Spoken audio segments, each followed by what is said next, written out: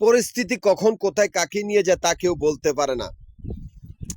আমি একটা বেজন্মা সমাজে জন্ম হয়েছি, যেখানে বেজন্মা গুলাকে প্রাধান্য করা হয় আর জায়েজ গুলাকে কেউ গণায় ধরে না। এই সমাজটাই আমি বড় হয়েছি, যেখানে কোনো মানুষ নাই।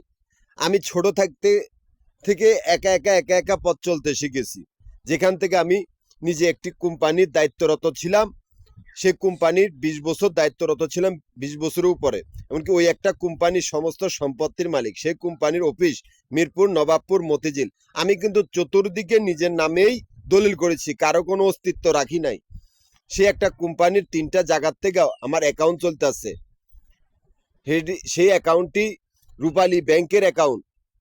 আমার সেই অ্যাকাউন্টের ভিতরের থেকে, রূপালী ব্যাংকের একটি অ্যাকাউন্টের থেকে বাইরে হচ্ছে ইউনুসের মতো শয়তান, যে account number Sony Sony Sony গ্রামীণ অ্যাকাউন্ট। আপনারা সহজে চিনতে পারবেন। এই 3টা জায়গার থেকে অ্যাকাউন্ট চলতে আছে, মতিঝিল, মিরপুর, নবাবপুর। এই আমার সেই কোম্পানির সমস্ত সম্পত্তির মালিক আমি। এই কোম্পানির সমস্ত বাড়িঘরের সামনে সারা বাংলাদেশে কতগুলি গুন্ডা বান্ডার আনাগোনা, যাদেরকে আমি দেখতে পারি না বা ঘৃণা করি। কুত্তার বাচ্চাগুলা কতগুলি মাগি বিয়া করিয়া ব্যাংকের ভিতরে তারা রাতারাতি ধনী হয়। এই কুত্তার বাচ্চাগুলোর অস্তিত্ব আমি রাখি নাই।